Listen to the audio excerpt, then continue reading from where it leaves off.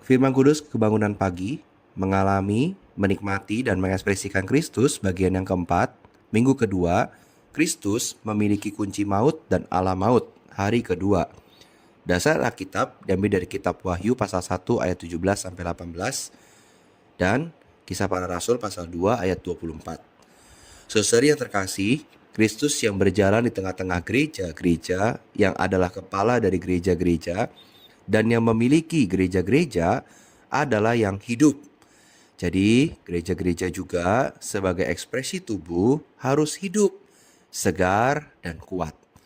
Wahyu pasal 2 ayat 1 mengatakan, tuliskanlah kepada malaikat jemaat di Efesus. Inilah firman dari Dia yang memegang ketujuh bintang itu di tangan kanannya dan berjalan di antara ketujuh kaki dian emas itu. Wahyu pasal 1 ayat 18a mengatakan, aku telah mati, namun lihatlah aku hidup sampai selama-lamanya. Tuhan menderita kematian dan hidup kembali. Kristus masuk ke dalam alam maut, tetapi maut tidak bisa menahan dia karena dialah kebangkitan itu. Kisah Para Rasul pasal 2 ayat 24 mengatakan, tetapi Allah membangkitkan dia dengan melepaskan dia dari sengsara maut, karena tidak mungkin ia tetap berada dalam kuasa maut itu. Di sini dan dalam ayat 32, Petrus berkata bahwa Allah telah membangkitkan Yesus. Dalam pasal 10 ayat 40 sampai 41, dia kembali mengatakan hal yang sama, bahkan menambahkan dia bangkit dari antara orang mati. Mengenai Tuhan sebagai manusia, Perjanjian Baru memberitahu kita bahwa Allah membangkitkan dia dari antara orang mati. Dalam Roma pasal 8 ayat 11. Mengenai dia sebagai Allah, Perjanjian Baru memberitahu kita bahwa dia sendiri bangkit dari antara orang mati. 1 Tesalonika 4 ayat 14. Ini membuktikan status gandanya. Insani dan ilahi, Tuhan adalah Allah juga kebangkitan. Memiliki hayat yang tidak dapat binasa. Karena dia adalah yang hidup selamanya, maka maut tidak dapat menahan dia. Dia menyerahkan dirinya sendiri kepada maut, tetapi maut tidak berdaya menahannya. Sebaliknya, maut dikalahkannya dan dia bangkit dari maut. Kebangkitan adalah perpanjangan hari-hari Tuhan. Dia akan selama-lamanya dalam kebangkitannya. Yesus Kristus hari ini adalah yang hidup. Dia yang ada dalam kebangkitan. Agar Kristus menyalurkan hayat, dia harus menjadi yang hidup. Yohanes pasal 11 ayat 25 mengatakan, jawab Yesus, akulah kebangkitan dan hayat. Barang siapa percaya kepadaku, ia akan hidup walaupun ia sudah mati. Pentingnya Kristus yang hidup adalah dia hidup selama-lamanya dan hidup di dalam kita. Dia ingin kita meninggalkan segala jenis kematian dan bangkit untuk menjadi gereja yang hidup. Semakin kita hidup, kita akan semakin menjadi kesaksian Yesus yang hidup. Wahyu pasal 12 ayat 11, dan mereka mengalahkan dia oleh darah anak domba dan oleh perkataan kesaksian mereka, karena mereka tidak mengasihi nyawa mereka sampai ke dalam maut.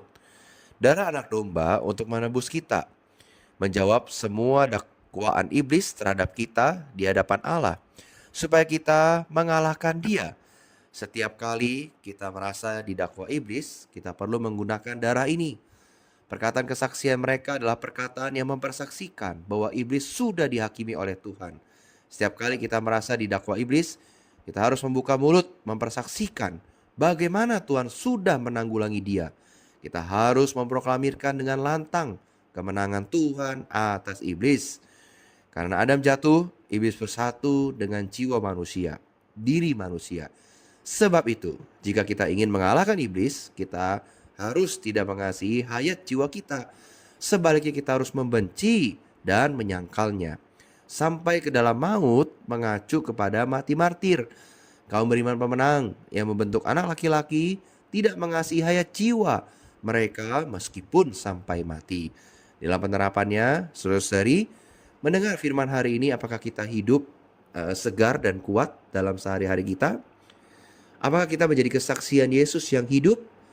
Jika kita mau menjadi hidup, segar, dan kuat, maka kita perlu meninggalkan segala hal maut, segala hal yang berbau kematian.